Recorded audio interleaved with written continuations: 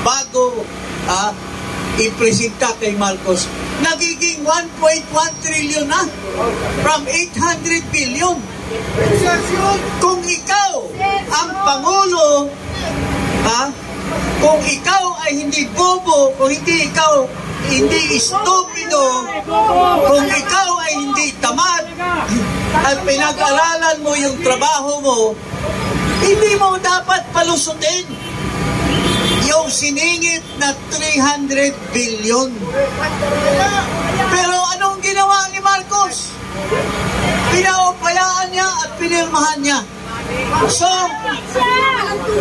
saan yung mga pera na yon? Ginasta at pinagparti-partihan ng mga congressman, mga DPWH employees, at ang mga kontratista. Hindi siya tumigil noong 2024. Pinagyabang niya na 5,500 flood control projects. Nagpalakpakan ang lahat kasi daw by 5. Pero ang Diyos ay hindi natutulog. Pinaulan, pinabaha, at walang 5,500 projects ang naiwan. Puro lang pala ghost projects. Pero noong 2025, sinabihan na siya na ang BICAM puro blanco.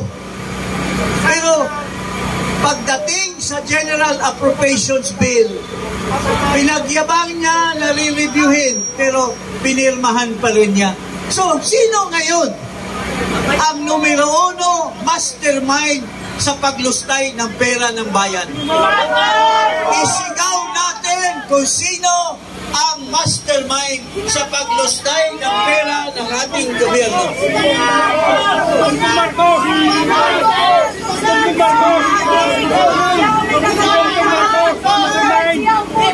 So, mga kababayan, isa lang ang sigaw ng taong bayan: Marcos, alis dyan!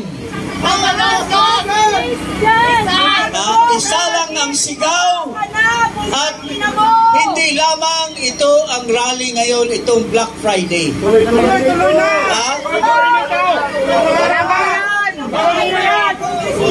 Walang pili ang taong bayan kung ano ang ideolohiya mo, ano ang relihiyon mo, ano ang pinag-iisipan mo. Siya lamang ang sigaw ngayon ng lahat nating mga kababayan: Marcos, ikaw ang pinanggalingan ng lahat ng kabulastugan ng bansa natin. So, mga kababayan, magkaisa tayo. Mga kababayan, magbuklod-buklod po tayo. Mga kababayan, isa lang ang sigaw ng ating mga Pilipino: Marcos, alis na dyan. Marcos, alis na. Pag-asa ang bansa dahil papunta na tayo sa kangkungan, mga kababayan. So dito na lamang, marami pang magsasalita. Hindi naman ito ang pinakahuli. Ito lang ang isa sa pinakauna na rally na ating panawagan si Marcos. Pakinggan ang hinaing ng taong bayan, lalo na ang dami ngayon na naghihirap ng mga kababayan natin. Halos hindi makakain ng isang meal sa isang araw. So, magkaisa po tayo. Okay ba tayo magkaisa? Okay ba tayong magkaisa? Anong sigaw ng bayan ngayon? Marcos, alis dyan! Marcos, alis dyan!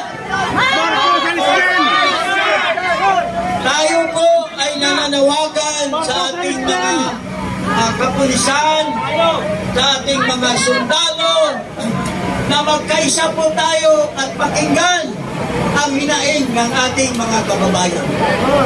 Ha? Okay ba na ating hikayatin ang ating mga sundalo at ang ating mga napakinggan ang hinaing ng taong bayan? Tama! Okay. So dito na lang po. At maraming salamat. Magandang hapon po, mga mahal kong mga kababayan. Marcos magnanakaw. Marcos magnanakaw.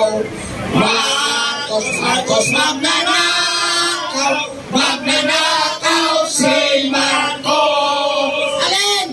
Marcos magnanakaw. Marcos magnanakaw. Marcos magnanakaw. Magnanakaw si Marcos. Magnanakaw, buhay na si Marcos. Mga kababayan, dumadami na po ang tao sa paligid ng EDSA Ortigas. Hindi na po ito mapipigilan ang galit ng mga mamamayan. Pakinggan naman natin ang boses ng isang manananggol para sa mamamayan, si Atty. Manny Luna. Salamat kay Eric Celis. Salamat sa ating mga kasama, si dating Presidential Advisor, Secretary Jim Paras, isang abogado, aking compadre, at mga vloggers dito at mga sumusuporta sa ating protesta. Pangalawang beses na ito na nagsalita ako dito sa inyo. Ngayon, hinihingi ko sa ating sambayanang Pilipino, magkaisa tayo, mag-unite tayo, lalaban tayo para sa ating kinabukasan ng ating mga anak na kinuha ng mga tiwaling at mga buhayang kurakot sa Pilipinas. Ito na ang tamang panahon para tayo ay magkaisa. Wala nang kulay-kulay dito. Isa lang kalaban natin, ang kurakot na si Marcos at si Romualdez. Magkaisa tayo mga kababayan. Ako bilang Presidential Assistant to noon at Anti-Corruption SAR, tutulungan ko si Ka Eric Celis, kayo at ang ating mga kasama si Atty. Jim Paras. Nagtutulungan kami si Atty. Pagpasyo at lahat para ungkatin ang lahat ng baho ng mga kurakot sa Pilipinas.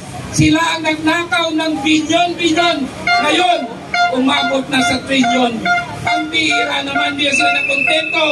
Habang lunod tayo sa baha, nalulunod sila sa pera ng taong bayan na ninakaw nila sa atin. Anong klaseng mga demonyo ito? Walang konsensya.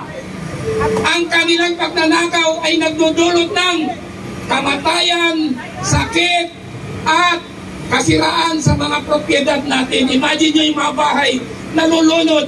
Mga anak natin hindi nakakapunta ng eskwela, yung iba nalulunod na mamatay. Napakasakit sa atin. Napakasakit kay Atty. Luna.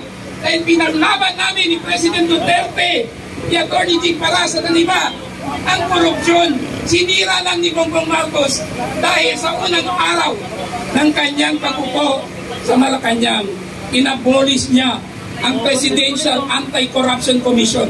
Para ano? Para nakapasok ang mga buhaya. Lumala ang korupsyon sa Pilipinas mula nang inabolis ni Marcos ang Presidential Anti-Corruption Commission. Kaya, magsama-sama tayo ngayon. We will regain our freedom from corruption. I-regain natin ang kinabukasan para sa ating mga anak. Ipaglaban ang inang bayan, ang Pilipinas. Mabuhay ang People's Congress para sa katotohanan at pagkilos. Salamat kay Eric sa iyong tulong sa amin dito, sa kanyaya, tayo dito magkaisa. Maraming salamat, Atty. Luna, dating Presidential Anti-Corruption Commissioner. Mga kababayan, Dumadami na po tayo, pero kailangan ang boses natin ay dumadagundong. Boses ng paniningil, boses ng paninindigan, boses ng panawagan. Marcos Romualdez, palayasin! Marcos Romualdez, palayasin! Marcos Romualdez, palayasin! Marcos Romualdez, palayasin! And then, ipadinig natin ang galit ng mga mamamayang Pilipino na hindi tayo papayag na mag-ari-arian ang mga sindikato at kriminal sa gobyernong ito sa pangunguna ni Marcos at Romualdez. Ang tao, ang bayan, ngayon ay lumalaban. Ang tao, ang bayan, ngayon ay lumalaban. Ang tao, ang bayan, ngayon ay lumalaban. Ang tao, ang bayan, ngayon ay lumalaban. Ang tao, ang bayan, ngayon ay lumalaban. Ayun, pakinggan natin ang boses na naglingkod sa ating bayan bilang security and police officer. Walang iba, si retired Colonel Contabay. Maraming salamat kay Eric. Maraming salamat sa ating mga kababayan na naparito ngayon. Kung maalala ninyo, noong isang taon na nandito na Mga mahihirap na Pilipino! Nakalubog kami sa baha! Ninyo!